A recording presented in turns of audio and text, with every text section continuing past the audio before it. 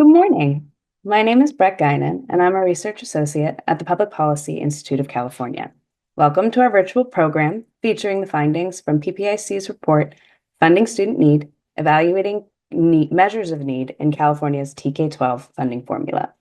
The report, technical appendices, policy brief, and slides from today's briefing can be found on our website at ppic.org. This research and event are supported with funding from the Sobrato Family Foundation, the Stewart Foundation, and the Windy Hill Fund. We'd like to thank them for their support. For today's program, I will present some of the key findings from the report. I will then be joined by my colleagues, Julian Lafortune and Awanze Ugo, for a discussion of key takeaways and to answer questions from our virtual audience.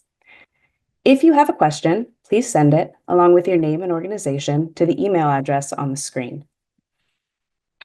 As a reminder, PPIC is a public charity and does not take or support positions on any ballot measure or legislation, nor does it support, endorse, or oppose any political parties or candidates for public office. And now, on to our presentation.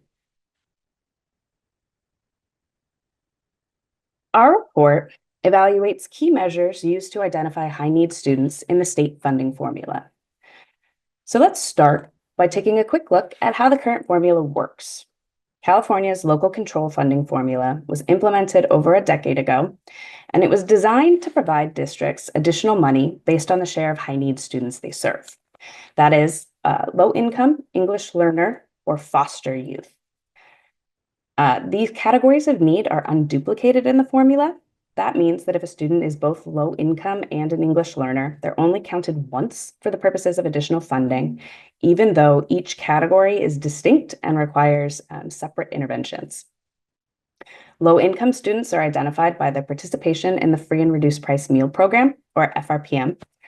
FRPM is the key measure we're going to be evaluating today. Using FRPM to proxy for low-income status is a common practice, largely because FRPM already has income restrictions associated with program participation.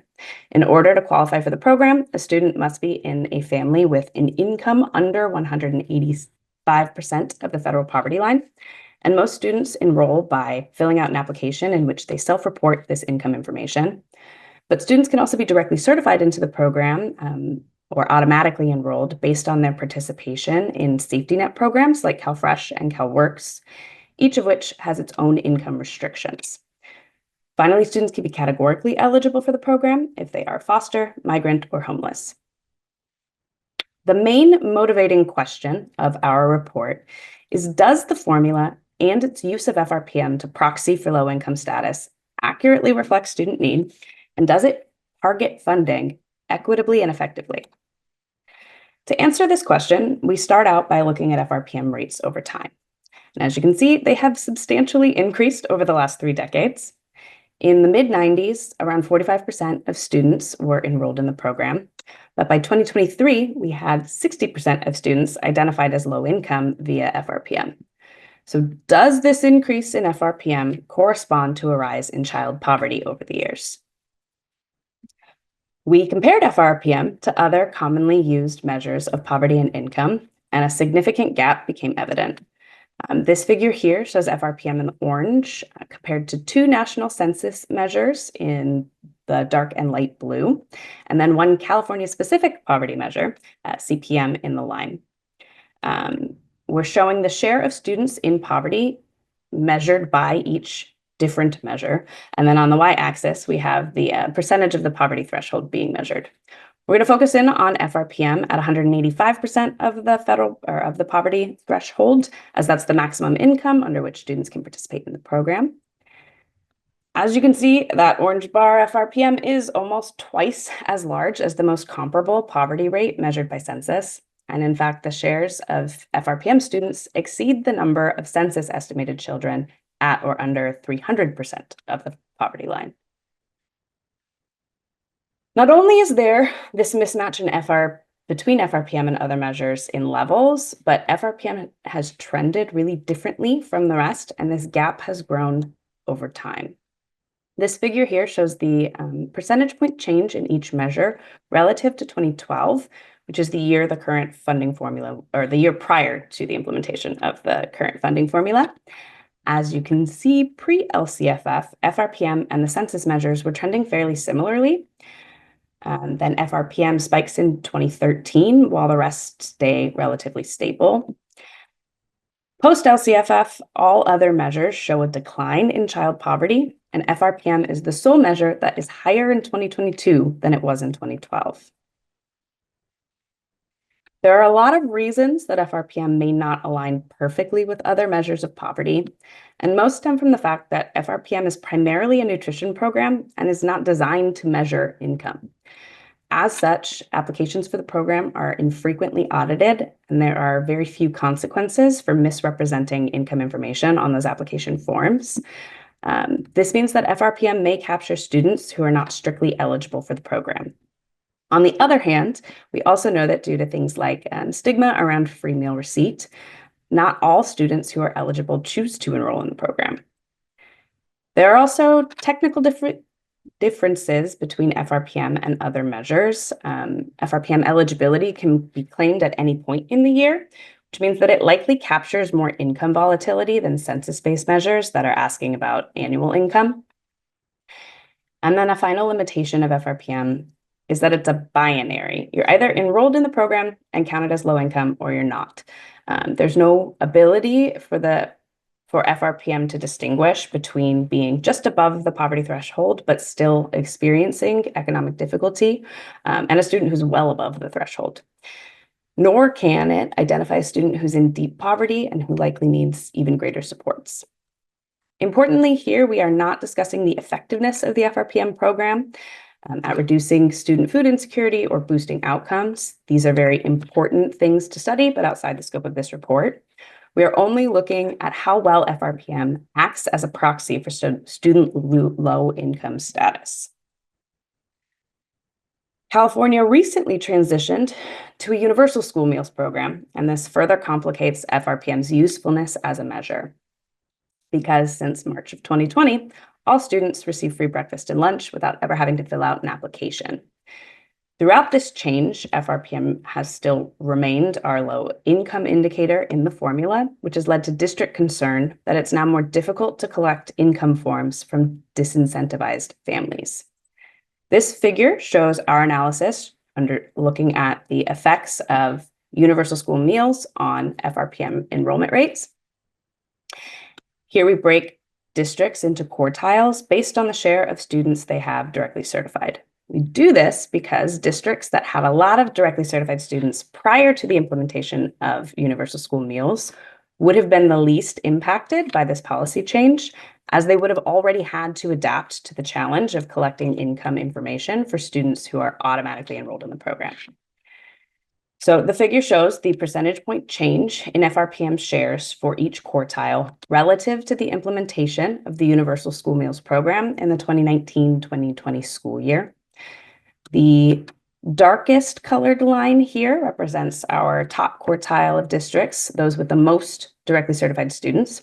And FRPM rates remain relatively stable for this group of districts, whereas we see quite a significant drop in 2021 in those districts that had the fewest directly certified students.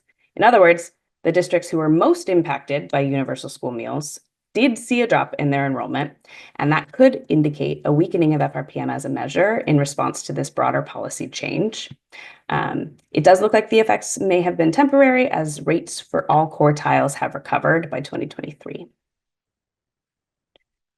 So we've looked at statewide gaps between FRPM and other measures and some recent policy context around the FRPM program. And I now want to talk through a really concrete example of what this misalignment means for individual districts. These are two actual districts in San Bernardino County. They are 31 miles apart. They have very similar FRPM rates and thus very similar funding under the LCFF. But when we look at their district characteristics and student outcomes, we see two very different stories. District B has child poverty rates nearly half of that of District A, and they have almost 40% higher median income and median house values. Perhaps unsurprisingly, District B also outperforms District A on every outcome except for graduation rates. and has more than 20 percentage points higher proficiency in both English and in math. These are two districts that do not look like their students have the same level of disadvantage, and using FRPM as the sole low-income measure really weakens the formula's ability to target funding where it's needed the most. As FRPM appears to be a poor reflection of student low-income status, we sought to identify alternative measures. As research has long linked poverty and student achievement gaps, we specifically want to look at alternative measures that have a strong relationship to student outcomes. So we considered maintaining the status quo of using FRPM, but with duplicated counts of high need students, that is distinctly considering multiple categories of need for one student. We evaluated using direct certification in place of FRPM. We also looked at several individual indicators from census, including income, various poverty levels, and neighborhood characteristics. And then we combined all of the census data and CDE data into one broad SES index. And we evaluated the predictive power of each alternative on student outcomes. Here we're using the adjusted R-square from a regression as our summary measure.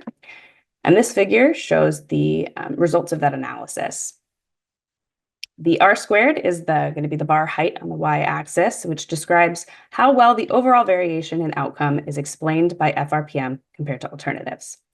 As you can see, FRPM, our orange bar, again, is performing worse than most measures on all outcomes. Direct certification, our lime green, performs better than FRPM, and using duplicated counts of with either direct certification or FRPM as the low income measure does better than using either with an unduplicated count. Those are the blue and the purple bars on the figure. Finally, the gray bar is our broader SES index, and that it performs the best, and it allows us to explain over 2/3 of the differences in district test scores. So other measures are more strongly linked to outcomes than FRPM is, but realistically, any change to the formula is going to create winners and losers unless additional dollars are added to the budget. So we next simulated what changes to the existing formula could look like, and then analyzed how funding would be redistributed to our targeted high need groups under these alternative measures and formula structures. And a high level of the findings is that using duplicated counts directs more funding to almost all targeted groups on average. Formulas that were based on direct certification outperformed those that use FRPM, and our best targeting was seen in the formula that used direct certification with duplicated counts. Perhaps surprisingly, our broad SES index did direct less funding to low income and English learner students on average, though the differences were small. And because we know that that index was so strongly correlated to student outcomes, we do think it may be targeting districts a little more accurately and may have less potential for misallocation. Finally, it is going to be expensive to try to make any change to the formula and still hold districts harmless. We calculated how much, and it looks like it may double our targeted spending under some of these scenarios. If we were to only hold 90 to 95% of districts harmless, the cost would decrease. To wrap up the presentation portion of today's event, I'm going to leave you with a few policy recommendations based on the findings we've discussed. The first is consider alternatives to FRPM to identify low-income status, especially given the recent switch to universal meals. We would also recommend considering using duplicated counts in any formula change, and perhaps including additional categories of high need in these counts, like homelessness. We would also recommend exploring data connections based on the strong performance of direct certification throughout our analysis. There are other types of data connections that could be explored, and there are some limitations to using direct certification alone, as not all students can or will access safety net programs.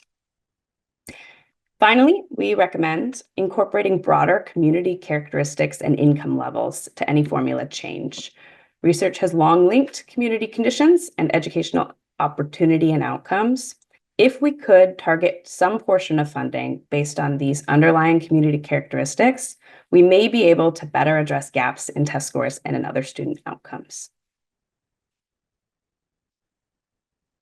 As a reminder, if you have a question about our presentation today or our full report, please submit it now to ppiceventquestions@gmail.com. I'd now like to welcome my colleagues and co-authors of this report, Senior Fellow Julian Lafortune and Research Fellow Awanze Ugo, to join me for a discussion of key takeaways. Great, thanks so much, Brett. I guess I want to start off this discussion, so we'll do a little bit of discussion for 5-10 minutes or so, and then open it up for Q&A. But I think I wanted to start off, Brett, you showed a notable difference at the beginning of the presentation between the trends and for introduced price meal eligibility rates, other measures of poverty and income over the last decade. I think we touched a little bit on the reasons, but I think it's worth digging into a bit more. Awanze, when we looked at it, what's driving the difference in these measures and levels and trends? Is it policy? Is something else going on? I think that's a good place to start.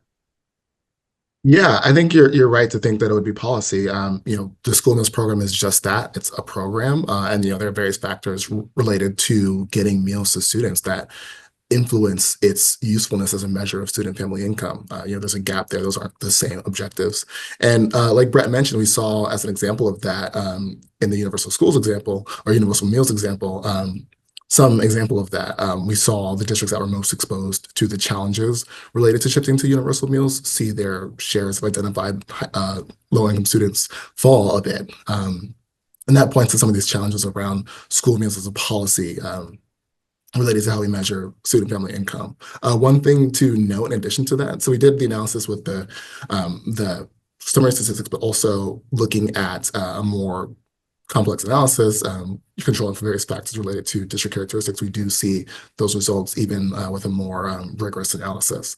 And then one interesting thing about that is that in addition to the results with the shares dropping, we also saw increased variance in the shares of high-need students identified across these districts. And we think that goes to this story about the challenges associated with moving to universal school meals. And to the extent that districts differ in their capacity to address those challenges, the associated costs, additional outreach, various things like that, this is just another way in which the school meals measure getting at income becomes more and more difficult, and which has, of course, implications both for federal funding and state funding for the state school districts.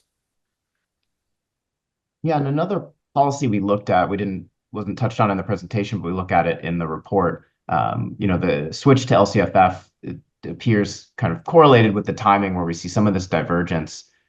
So we looked before and after LCFF implementation, comparing concentration and non-concentration districts, which had essentially different incentives around identifying students. So there's this question, does the greater incentive under LCFF actually lead to greater identification? And when we look at that, we find maybe some indication in the first few years of LCFF that may have happened, but the results were actually pretty inconsistent, and it didn't seem to persist past 2017 or 2018. So it looks like that could be a factor, but doesn't appear to be the main driving factor, which is kind of consistent with research in other contexts like Title I funding, where there are impacts, but they tend to be small. I just want to add that when we were looking at trends, we also looked at differences across districts, and is there anything beyond broader policies impacting everybody, district characteristics that might drive some of this change. We noticed a couple of potentially interesting things. We saw districts that had the smallest gap between their FRPM rates and their poverty rates were those that had the greatest amount of students under that 185% threshold, which could be somewhat reassuring that FRPM is perhaps more representative in districts with higher poverty. But the big takeaway is that it's not a uniform amount that FRPM is higher than poverty. There's a lot of variance across districts, and FRPM is just missing a lot of that nuance. And so in part, given that this variation and these other socioeconomic characteristics, we think that's really what is driving why this kind of broader SES index is a measure that correlates and seems to explain a lot of differences in need. So we recommend considering them, But we have some caution as well, right? How feasible are these, and what challenges do you think we would face from a data and implementation standpoint if we were really try to use multiple measures and broader socioeconomic data? Yeah, I can jump in on that one. Working with the census data, as many of you may know, is really helpful and gives us a good idea of what's happening on average and is fairly accurate for our larger districts. But census measures are noisy, so there's going to be big margins of error if we use only census data for smaller districts. Additionally, the data that we're using in this report relies on 5-year averages to try to minimize some of that noise. And that means that if we were to make a switch to something that was entirely based on an SES index like this, it wouldn't be as responsive to changes year to year as there's a lag in averaging the data. And I think it's useful just to really emphasize that point. You mentioned, Julian, you know, we spend the report talking about a lot of the issues with school meals as a measure of family income. But there's some things going for it. School meals is in the schools, right? And it is a unique in that it's a source of this individualized student family income information that something like the census isn't available to state agencies, let alone individual school districts. This granularity about individual students' economic circumstances. Yeah, I think given these questions of feasibility, perhaps a lot of these broader measures are what you might think of as more aspirational or just giving a sense of what we could capture without being as feasible from a statewide perspective. But what I do want to mention is that from a district perspective, some districts, can and do use multiple or alternative measures when it comes to actually allocating funding across schools. So an example we looked at in the report, we think is a great example of this, is in Los Angeles Unified. They have the Student Equity Needs Index, or SENI. This allocates using multiple measures that go beyond just kind of high need status or low income status. And so, even where this may not be possible statewide, or where a one size fits all kind of index statewide won't make sense, it's certainly a situation where there are districts that could use, more granular data and more local data that's relevant for their context when it comes to actually allocating funding across schools, which in, kind of past research that we've done here at PPIC, we show that that's also a big part of the kind of impact of the funding formula on both kind of outcomes and equity in terms of how dollars are distributed. And so the final kind of question, I think, before we get to Q&A that I want to get at, or just point of discussion. So we talked about direct certification a little bit. Brett mentioned it performs well compared to FRPM in our analyses. It's also something that's readily available. A lot of states actually use direct certification in lieu of FRPM when it comes to allocating or defining low income status in their funding formulas. What do we need to consider, or what would need to change before we were, if we wanted to kind of jump into that direction and follow what some other states are doing? It's a good question. Direct certification, matching students or identifying students as low income by participating in other social service programs, whether that's CalFresh, the state's food stamps program, or Medi-Cal, the state's Medicaid program. There's value in that. The programs are different. There's maybe more rigor around administration, accuracy of their income measures, things like that. But they are, again, just programs. There's several reasons for students to not be in those programs. There are a lot of students that are disadvantaged that are eligible for these programs that aren't in them for a variety of reasons. One that is typically cited, thinking, for example, students that are undocumented or from mixed status families. There are lots of reasons to not be participating in those public programs. And to the extent that those are going to be then used to map onto student funding for schools, that's an area where we're similarly missing students that are disadvantaged, and our goal is to target them with additional funding. Yeah, and relying on direct certification is relying on how well the county services that administer, or county welfare departments that administer those social services are, how good they are at reaching families, and that's entirely going to be out of a district's control. There is a lot of variance across counties in rates of safety net take-up, and some of that is based on the county resources and the population in the county, as ones I mentioned. So it might be worth considering potential other data linkages like state income and employment records to kind of supplement direct certification to try to capture more of these folks who aren't going to be coming in contact with the system. Although special consideration would still need to be given for those students who have undocumented parents or non-traditional earnings records under some of those other alternatives that are kind of already on our radar. Exactly. And I think that's why when we recommend or kind of in our conclusion, recommend policymakers consider direct certification as a measure, I think that comes, maybe not as the measure it is right now, but with some additional kind of policy considerations and tweaks over time.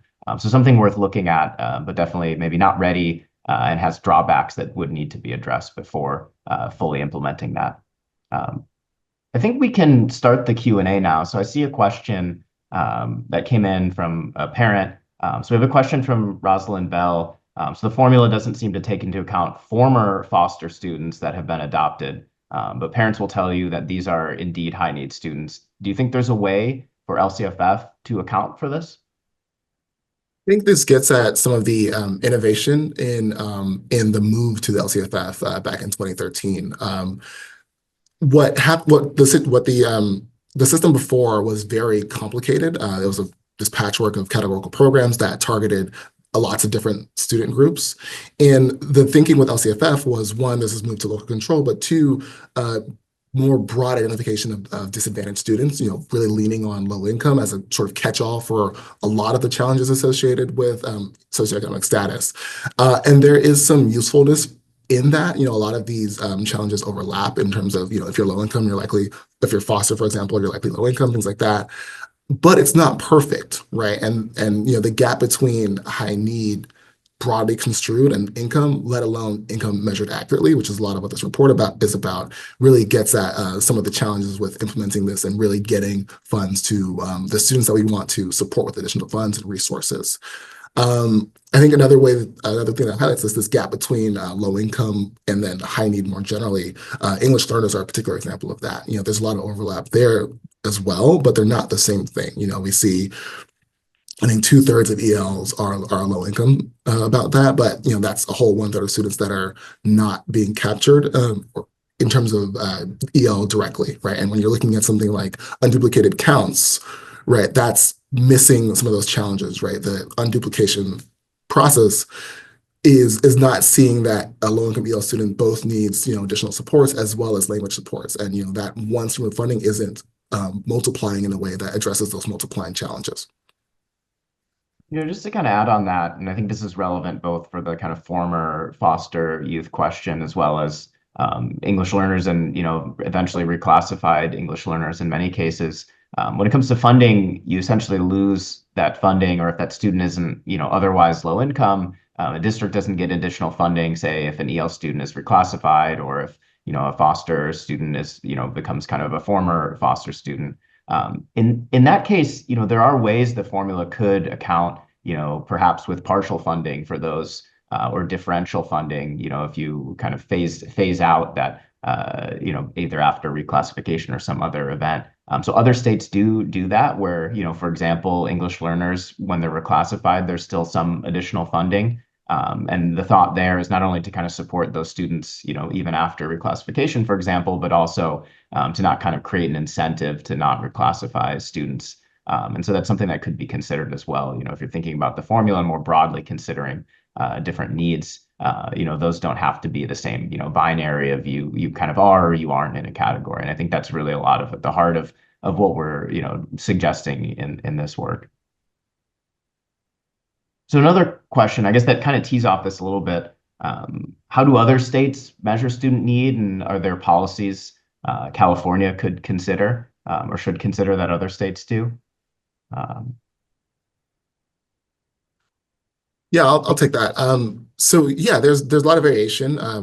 There's some, I guess maybe some variation. School meals is very popular as a measure of student need, again, because it's in the schools, it's on the shelf in that way. But there are some alternatives. Direct certification is becoming more and more popular as a way to identify low-income students for all of the advantages that we've discussed in the report and maybe the disadvantages of school meals. There are other broader measures.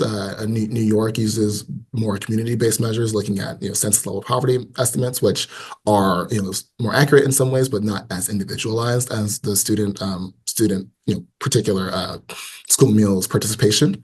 And then even more broadly, different states, target or not, some states rely more on general funding.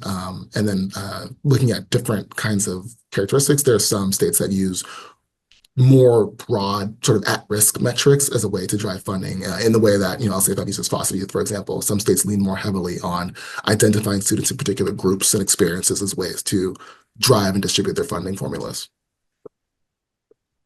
Yeah, and I think the only thing I would really just kind of reiterate here, I know we've mentioned it before, is just this question over duplication and whether we're counting multiple categories independently or not. And I think most states that do fund for different categories of need, whether it's defined by different measures of income or English learner or special education needs, they do this in ways that are duplicated. So students that fall into multiple categories, generate additional funding with the idea that's used for differentiated supports across these different needs. And so I think that's something that wasn't included originally in LCFF, but now that we're kind of in its next decade is worth considering. And to the extent that we looked at that certainly performs well from a kind of numerical perspective in terms of how well it proxies or it seems to target the gaps in outcomes that we observe across districts. So we've got another question here from Vanessa Romo at EdTrust West. As we conducted our analysis and explored different variables, did we look at CD's socioeconomically disadvantaged subgroup as an alternative? This includes FRPM and direct certification among other inclusion criteria, but would that be duplicative or ineffective? Yeah. Go ahead, Owenze. Yeah. Sure.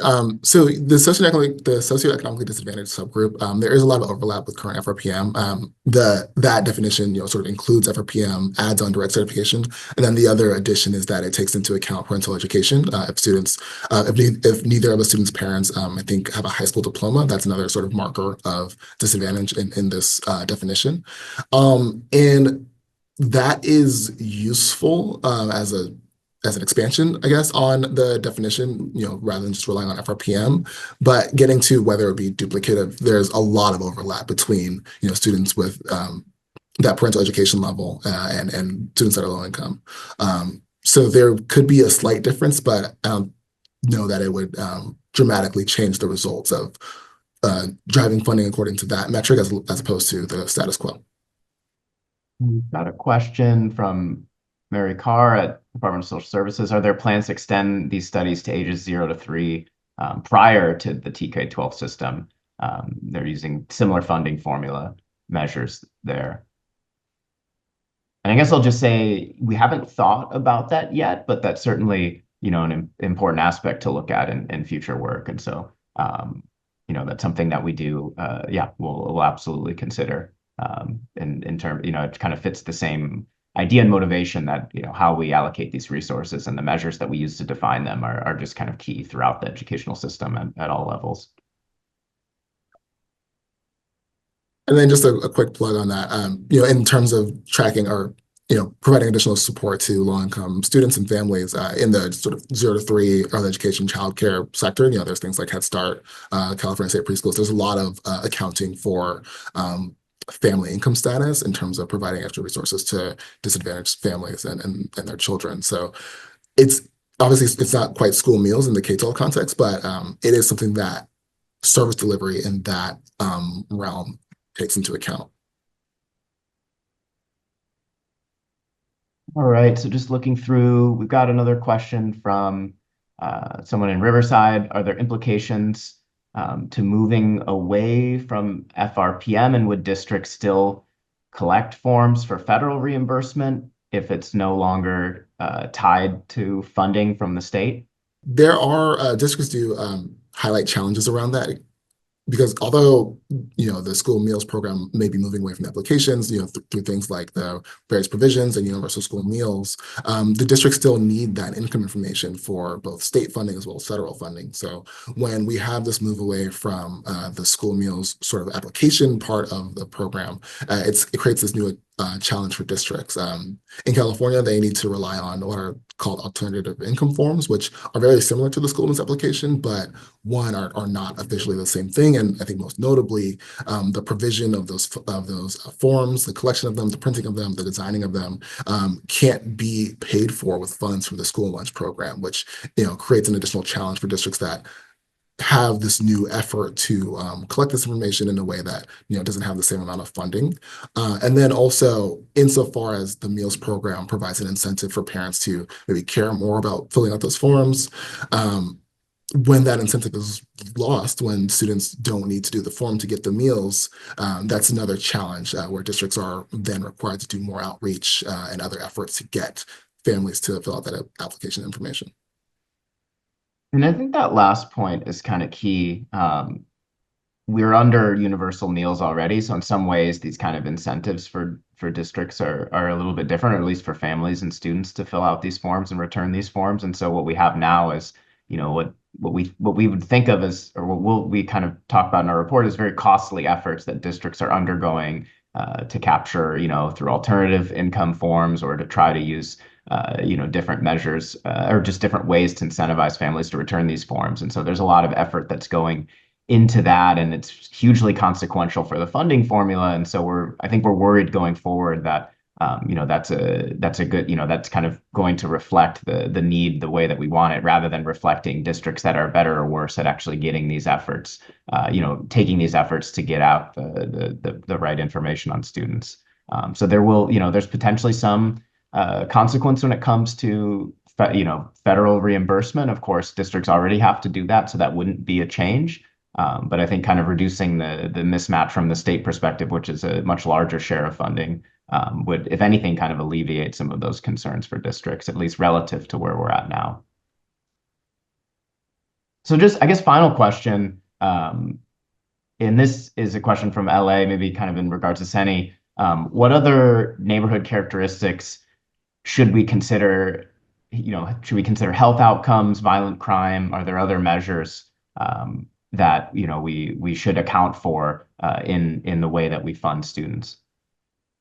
Yeah, I mean, when we looked at Seni, the LAUSD is already accounting for some of those factors that would maybe be a little bit more difficult to get good data on statewide in places that aren't quite as dense, but they look at things like asthma rates and rates of gun violence.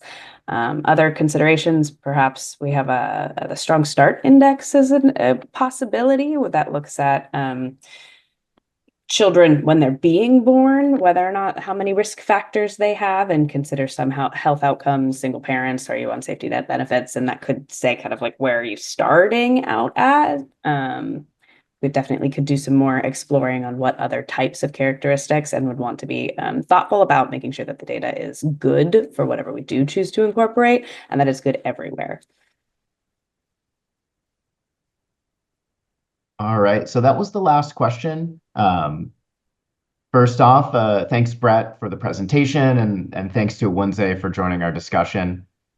So as we conclude here, I just want to thank again, our funders on this report, the Sobrato Family Foundation, the Stewart Foundation, the Windy Hill Fund, for their generous support of this research and of today's program.